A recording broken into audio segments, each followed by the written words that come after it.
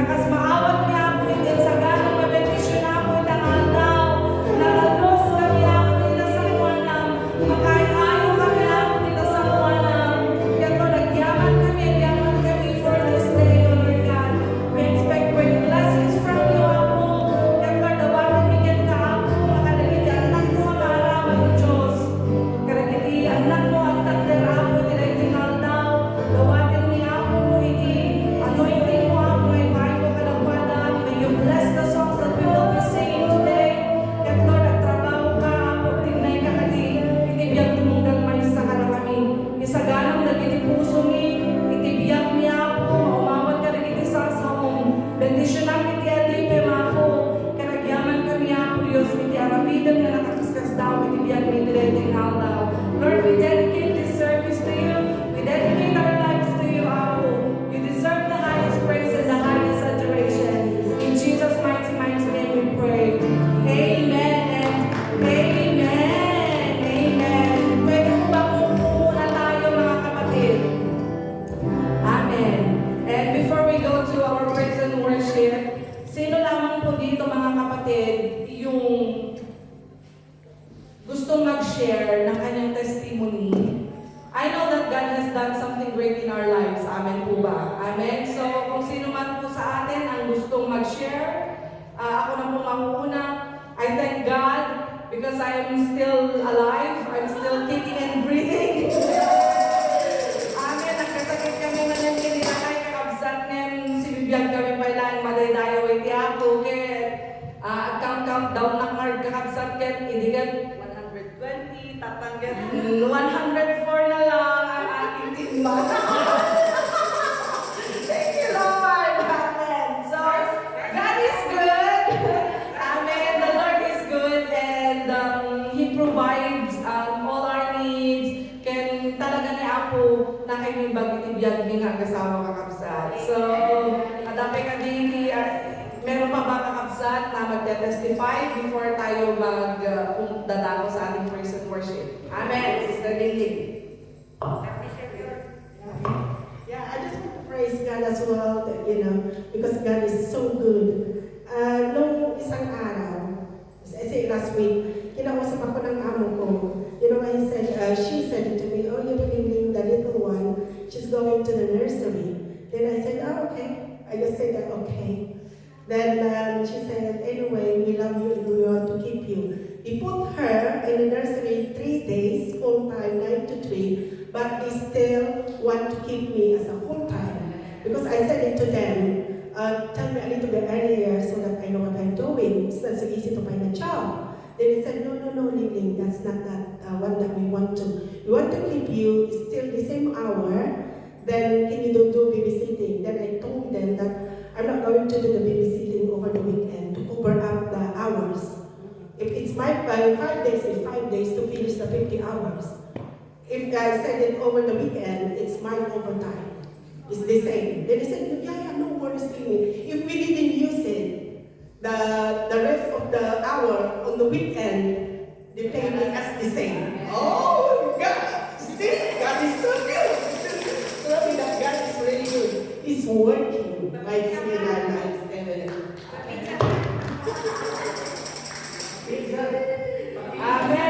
Hawaiian yung pepperoni. Amen. And may dagdag ko lang mga kapatid. God really works in unexpected ways kakabsat. Yung mga taong hindi mo inaasahan na pagpalain kapag ginagamit ni Lord para magpalain. God is really good kakabsat. Amen. Amen. Amen. So, may I request our music team to lead us in praise and worship. May we all stand kakabsat and let us sing praises and worship to our living God. Amen. Amen. Our verse for today is Isaiah 40, verse 31. It says in here, but those who hope in the Lord will renew their strength. They will soar on wings like an eagle. They will run and not go weary. That's us. They will walk not to be faint. This is the basis of hope for everyone. Amen. Kahit anong pagsubok na natin sa buhay natin, don't get tired, don't get worried. That one is the will of God. Bibigyan tayo ng mas. Just ask the Lord to keep trusting Him. Hallelujah. He is an everlasting God. Amen.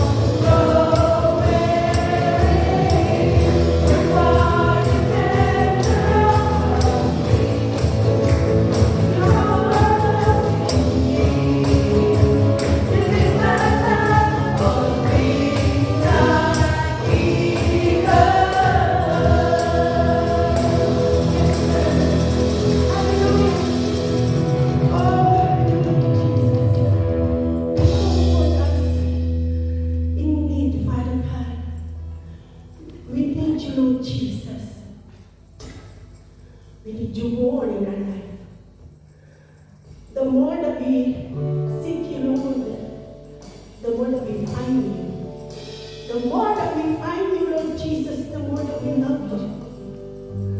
We need you more in this year, Lord Jesus. We want to grow up in our own life. We have to renew. Hallelujah. We want to renew, Father God.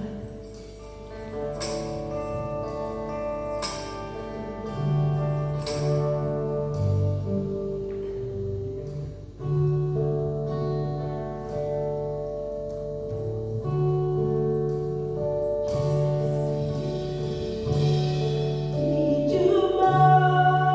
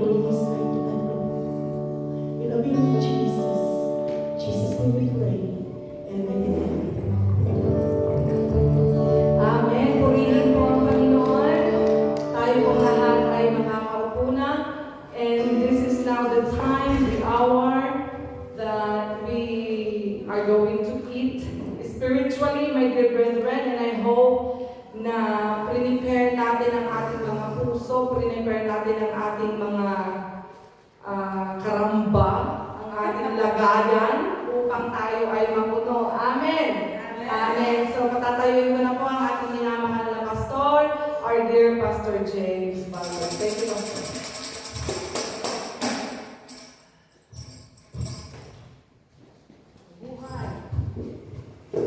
Hello Philippines!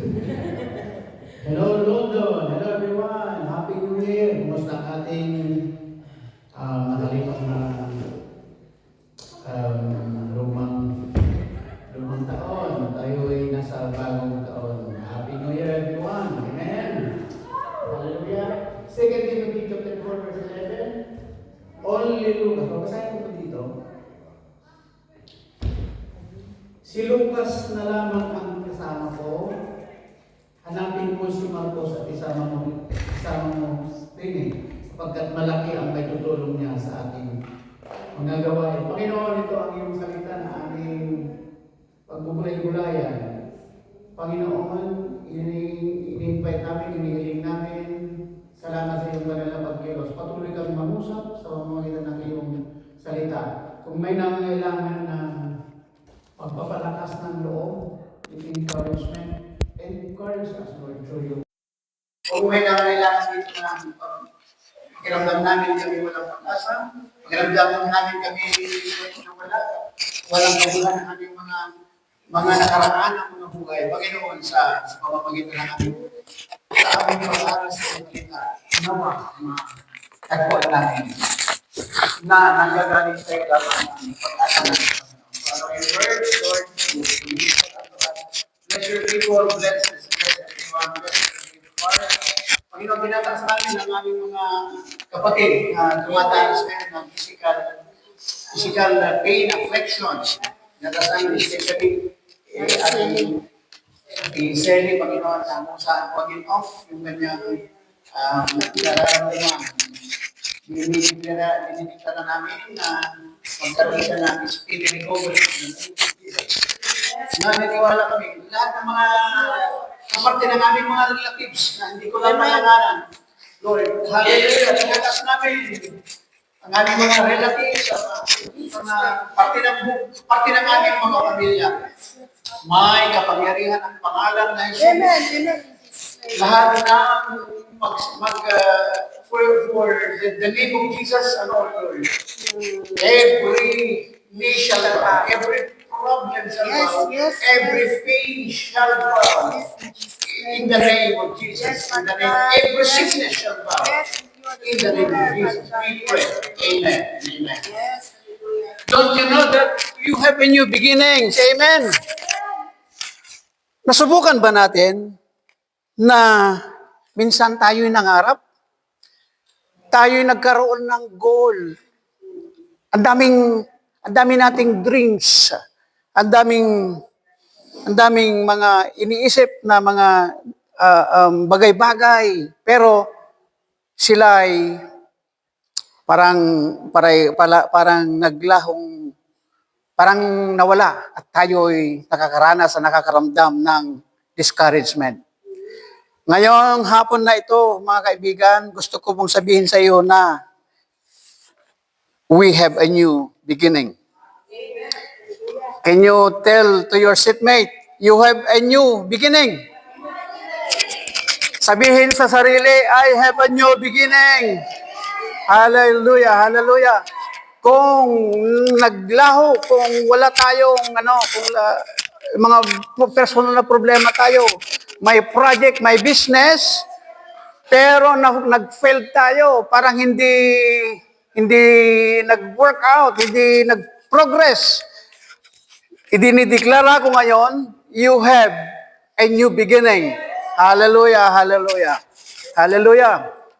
So, we have many reason to maraming dahilan kung bakit kailangan natin ng bagong panimula o new beginning.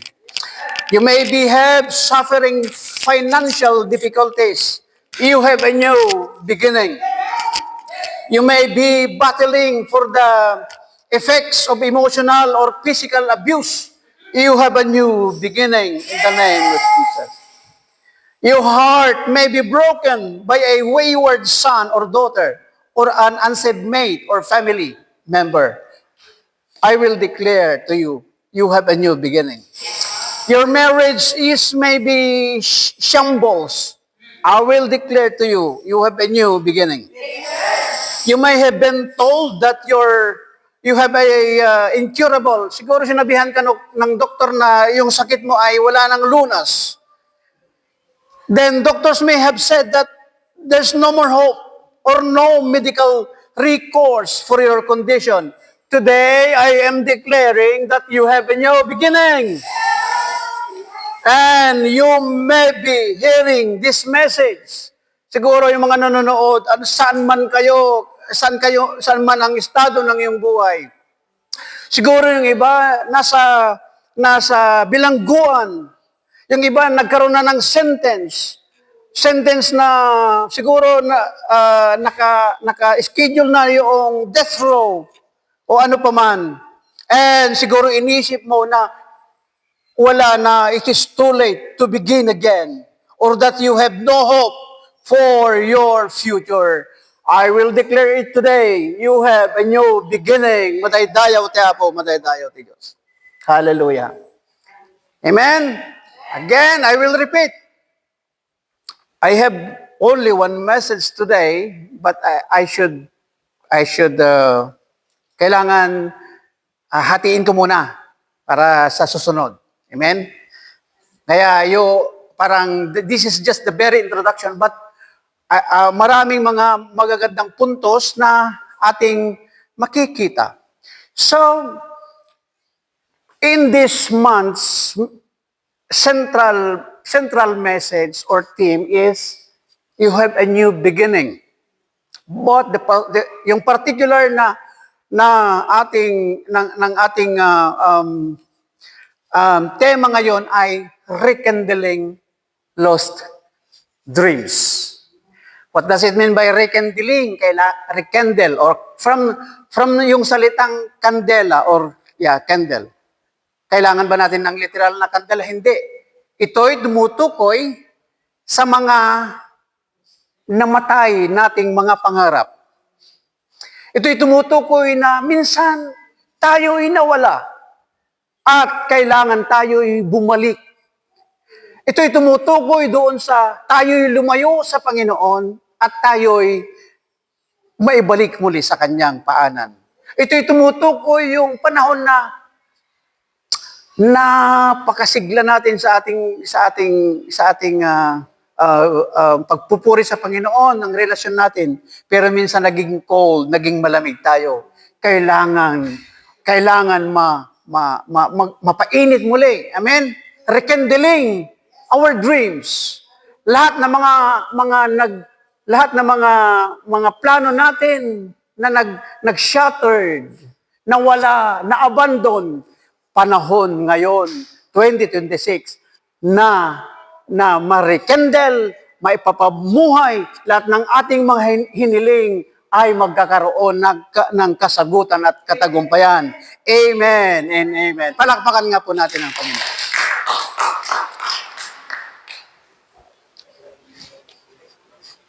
His name is John.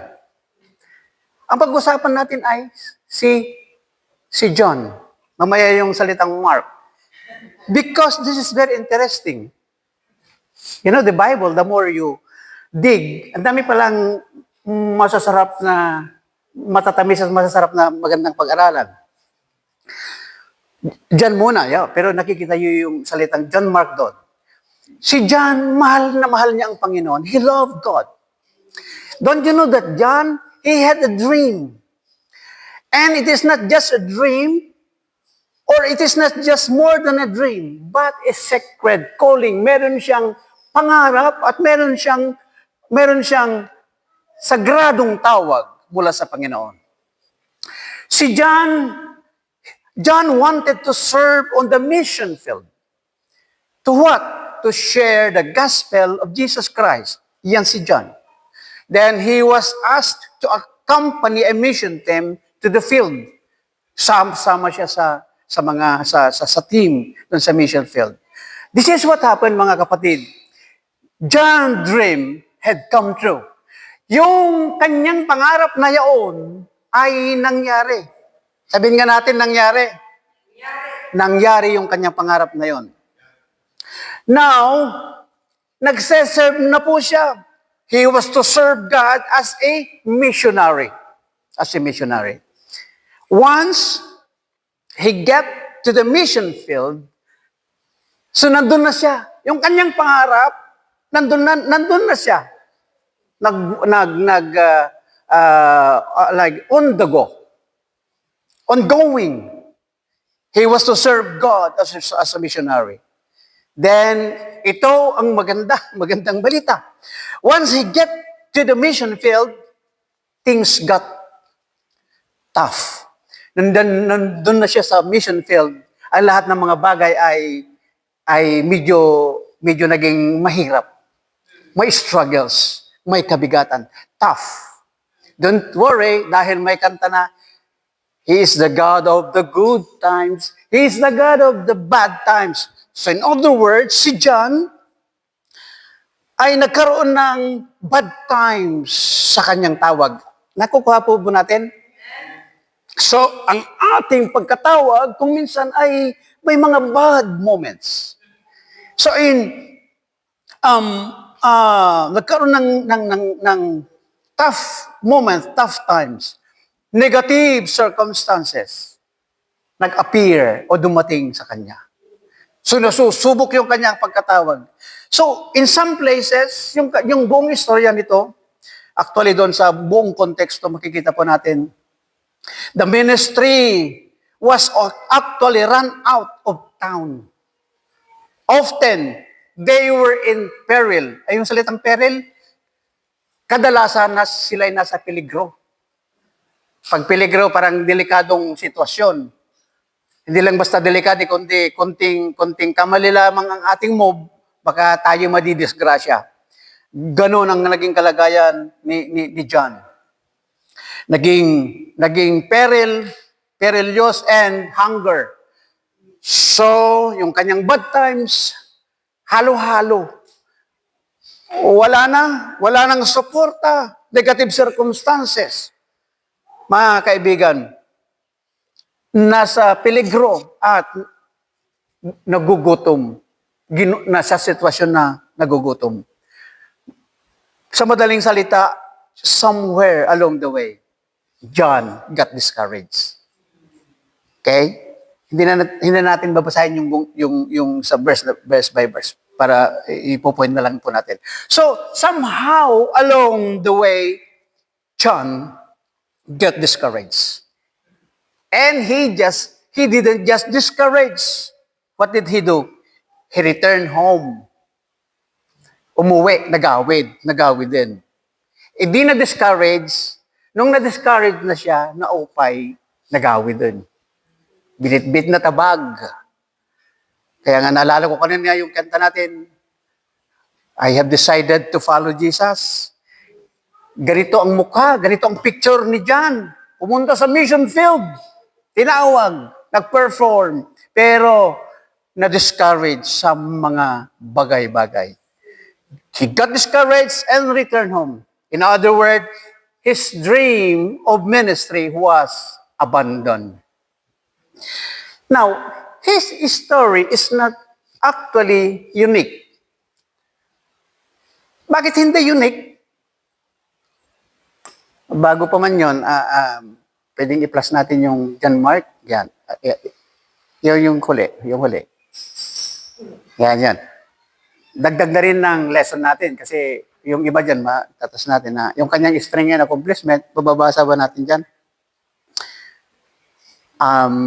He wrote the Gospel of Mark. So yung John na pinapag-aralan natin ngayon, siya yung sumulat ng the book of Mark, Gospel of Mark. Another lesson, another strength in kanyang accomplishment, he and his mother provided their home as one of the meeting places for the Christian in Jerusalem. 3, persisted beyond his youthful mistakes, for he was an assistant and traveling companion to three of the greatest earliest missionaries. Meron siyang mistakes and weaknesses as well. Lahat ng mga tao naman may mga mistake at pagkukulang din. Probably the nameless young described in the Gospel of Mark who fled in panic when Jesus was arrested. And he left Paul. Ito na yon. Ito yung sentro ng istorya natin kanina. He left Paul and Barnabas for unknown reasons during the first missionary journey. Yun yung na-highlight natin. Lesson from his life. Personal maturity usually comes from a combination of time and mistakes. Mistakes are not usually as important as what can be learned from them. 3, effective living is not measured as much by what we accomplish as by what we overcome in order to accomplish it. And number 4, encouragement can change a person's life. Amen. So, pagkabasa pa lang natin yan, nakikita natin at nakukuha na natin yung mga important lessons. So, his story is not unique. So again, dito mga kapatid, pinag-uusapan natin si John Mark, whose story is recorded in the book of Acts. His experience is not unique. Bakit kaya sinasabi natin hindi unique? Mamaya po yun. Hindi unique. Pag sinabi natin unique, yung bang kakaiba. Yung kanyang istorya ay hindi kakaiba. Bakit? Bakit hindi kakaiba? Dahil, mga kapatid, marami sa mga believers, pwedeng ako, pwedeng kayo, pwedeng tayong lahat, na, again, inuulit-ulit natin na kanina pa na, maybe there are many believers or like us had a dream, a calling, a vision, and divine purpose, yet along the way, they abandon it. Hindi na bago yan. Dahil kung nangyari kay John Mark, pwedeng nangyari o mangyari din sa atin. Amen? Na minsan tayo'y very, very high in spirit. Ang passionate natin, napaka-apoy nating magpuri, magsilbi sa Panginoon, pero isang araw, gusto na nating umuwi at give up. Kaya hindi bago, katulad din natin si John Mark. But today, katulad po ng sinabi ko, mga paalala lang ito. I want everyone to listen. Today, the message is, God's want to restore your lost dreams. Gusto ng Panginoon at ipaabot sa Kanya na you have a new beginning. Gusto ng Panginoon na i-restore ang ating mga nawala o mga lost dreams. And He wants to give us a new purpose and direction is here. Amen. Hallelujah. Jesus wants to pick up the shattered pieces of our ministers, of our work, and launch out into the harvest field once again. Anuman yung mga pira-pirasong mga bad na nangyayari sa atin, mga shattered pieces of our ministry. And He wants to launch out into the harvest field once again. My dear brother and sister today, no matter how many have failed or gaano man kalala ang ating mga pagkukulang, gaano man kabaho ang ating mga amoy na nanggaling tayo sa naligo tayo sa mabahong kaputikan. Lumabas man tayo doon sa mundo o sa presensya ng Panginoon. Gaano man tayo ka-failure, gaano man karumi ang ating mga buhay. Ang mensahe ngayon, mga kapatid, ay God wants to give us another chance. Gusto ng Panginoon na bigyan tayo ng bagong chance o ibang pagkakataon. Hallelujah. Inuulit ko po, gaano man kalalim, the Bible says na naihalin tulad ang ating buhay, no dagiti biag tayo kat kasla na ipada, itinisnes o basahan na parang wala nang kwenta. Ganun man karumi. Ang Diyos ay hindi siya tao. Ang Diyos ay interesado kang iunat ang kanyang mga kamay at hilain tayo at bigyan tayo ng ibang pagkakataon. He will give you, He will give me another chance. In Acts chapter 12:26 or 12:25, makikita po natin, mga kapatid, ito ngayon, si Saul at Barnabas. When Barnabas and Saul had finished their mission, they returned from Jerusalem. Ito na. Makikita po natin, they returned from Jerusalem, taking with them John, also called Mark. Kanina, kaya nga John lang ginagamit natin, na makikita po natin mamaya. Now, makikita po natin, mga kapatid, na yung team, magkakatim kasi si Paul sa Barnabas dito, para doon sa missionary. Sa kanilang pagbabalik sa Jerusalem, when they had fulfilled their ministry and took with them John, whose surname was Mark. Mababasa po natin in Acts 15 that when Paul and Barnabas were planning another journey. But nagkaroon ng parang pagtatalo ba 'yon? John 15:37-41, please. Tingnan po natin. So, mamaya na yung kaliwa. So Barnabas wanted to take John. Tingnan na, si Barnabas gusto niyang kunin si John, also called Mark, with them, okay? Gusto niyang kunin, isama, gusto niyang kunin si John, si Barnabas gusto niyang kunin si John. But Paul did not think it wise to take him. Si Pablo ay kumukontra.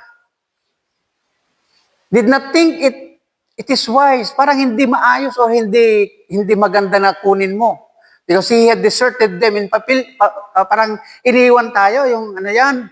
Si Pablo ay parang, ewan ko, parang siguro pagod na pagod dyan.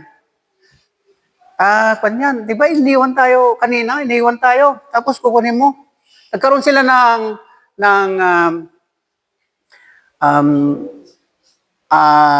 hindi naman arguments. Because he had deserted them in Pamphylia and had not continued with them in the work. Wag mo nang isama.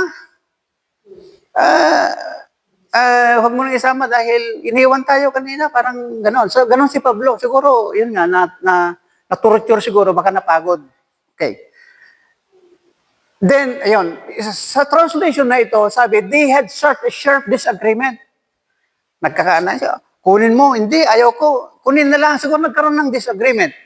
That they parted company. So, nagkaroon ng hiwalayan. So, Barnabas, ito na, si Barnabas, kinuha na niya si John and they sailed for Cyprus.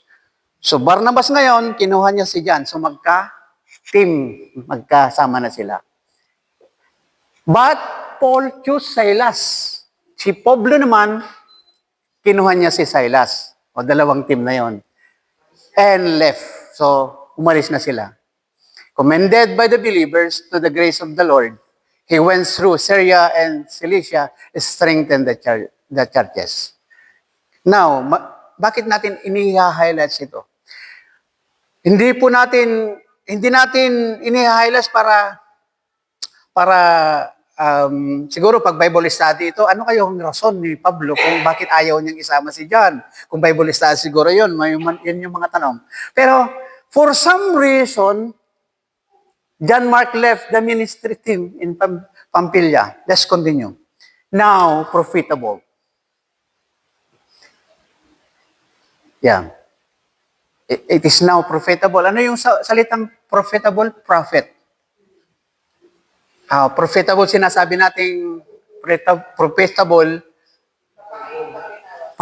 kapakipakinabang, adati usar na, adati, For I am already being poured out like a drink offering in the time to my departure. Ito yung huling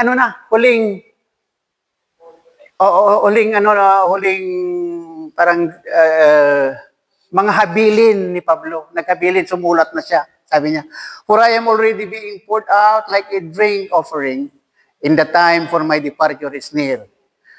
I have fought the good fight. I have finished the race. I have kept the faith. Now there is in store for me to crown of righteousness, which the Lord, the righteous judge, will award to me on that day. And not only to me, but also to all who have longed for his appearing. Do your best to come to me quickly. Do your best to come to me quickly. For Demas, because he loved this word, has deserted me and has gone to Thessalonica. Crescens has gone to Galatia and Titus to Dalmatia. Only Luke, ito na yon. Only Luke is with me. Ito na yung si Pablo nagsasalita. Get Mark and bring him with you because he is profitable. He is helpful to me in my ministry. Amen. Amen to that. Okay. He is profitable. May pakinabang pala. May pakinabang si John Mark. So in this one sentence in 11 in highlights ko ito. In one simple sentence in this passage confirms that John Mark has a new beginning. Sabi doon, take Mark, bring him with you, for he is who is profitable for the ministry. Wow. Wow, kapakipaginabang. Amen? Sa Tagalog, kasi may Tagalog akong Biblia, sabi doon, hanapin mo si Marcos. At isama mo rin. Sapagkat malaki ang maitutulong niya sa aking mga gawain. Amen? Wow, hanapin mo si Marcos. Now, thank you. We need to thank the Lord for women and men like Barnabas. Who Barnabas grasps the true meaning of reconciliation and reflect God's nature by what? By giving yung mga defeated believer another chance. Gusto kong i-highlight at bigyang importansya, balikan natin yung kanilang mga kunting argumento. Huwag na, sabi ni Pablo. Pero si Barnabas, pinili niya na isama at kunin at bigyan ng bagong chance si John Mark.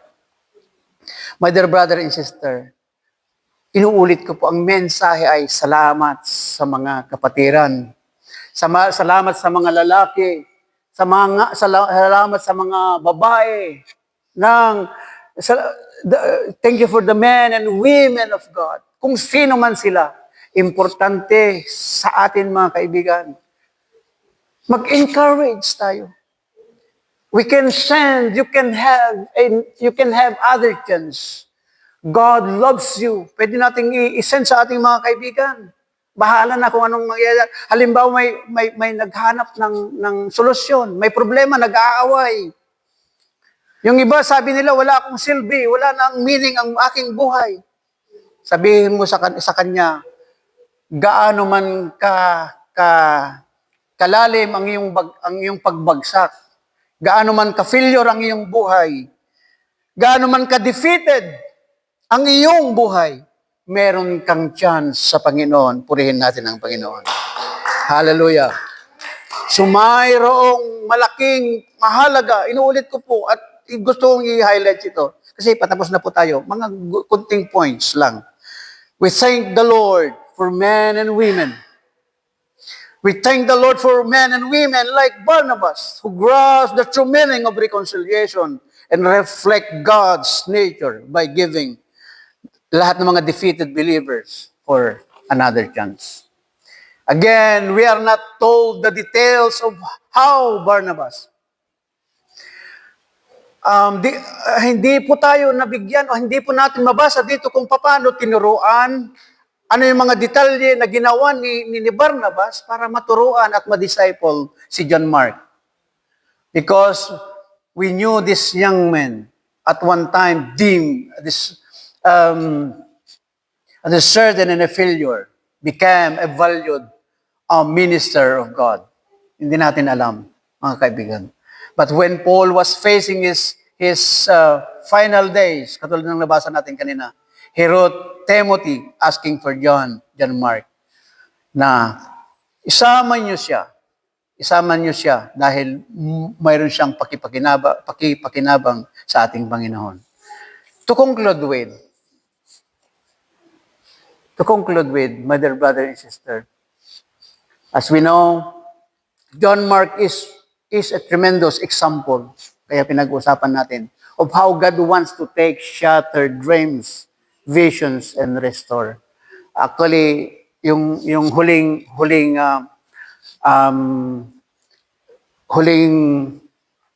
series o kaya dagdag na mensahe sa susunod ay ito yung Moses Interlife, paki-plus. Ito yung i-highlight natin sa susunod.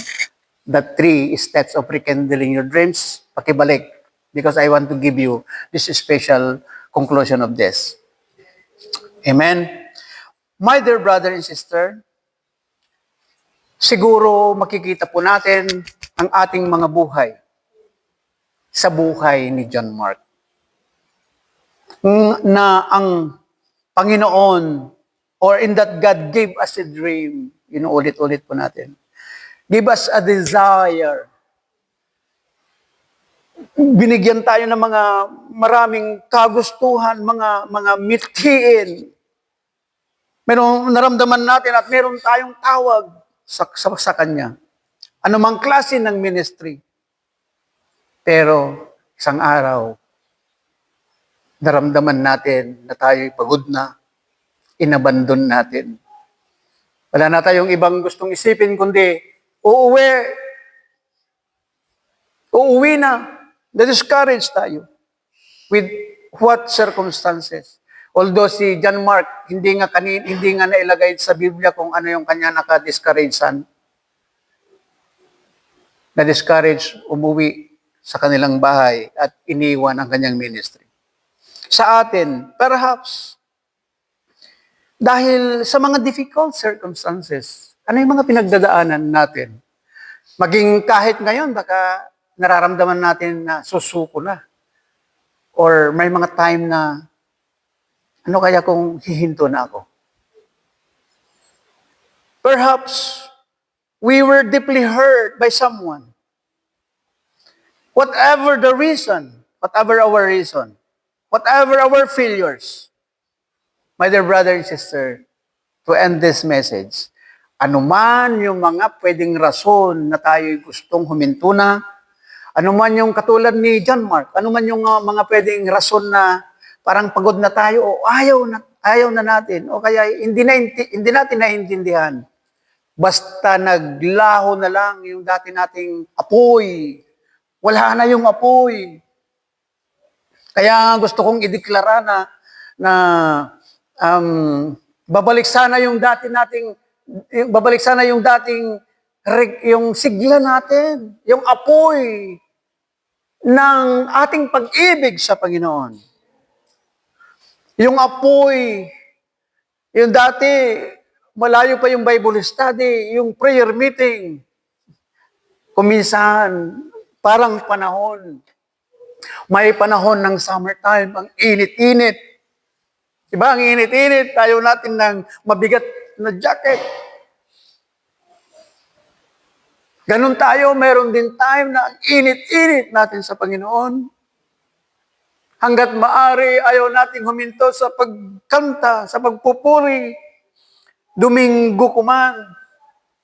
I want to bring this, I want to cook this. Gusto kong pumunta sa church.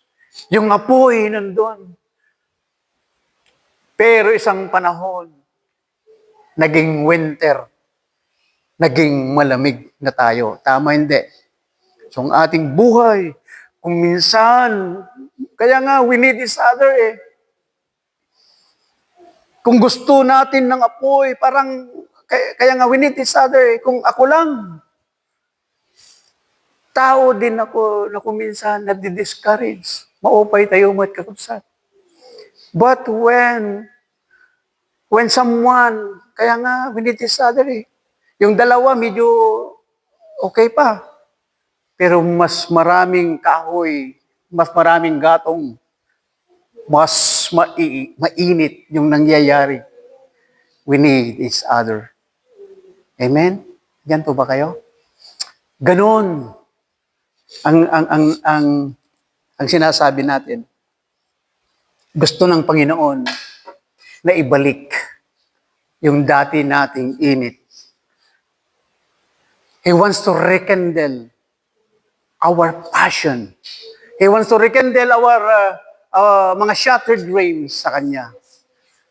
Purihin ng Diyos. Purihin ng ating Panginoon.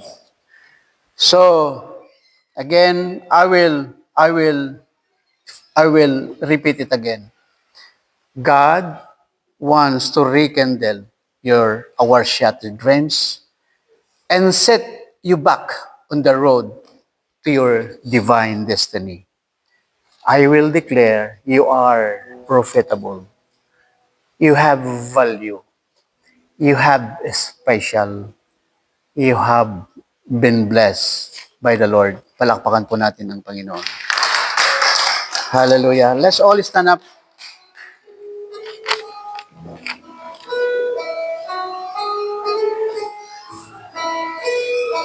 Hallelujah, hallelujah.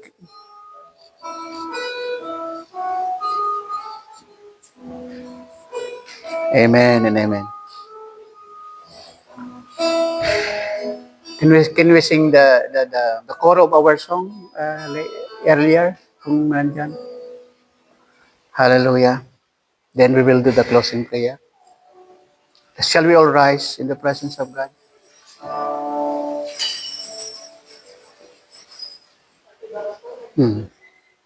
Tapos, so I am decided. No, kadwa na niya.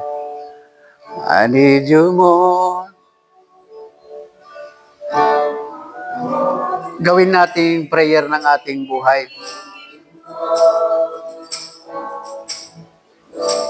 More than word can say, I need you more. Ever before, I need you more.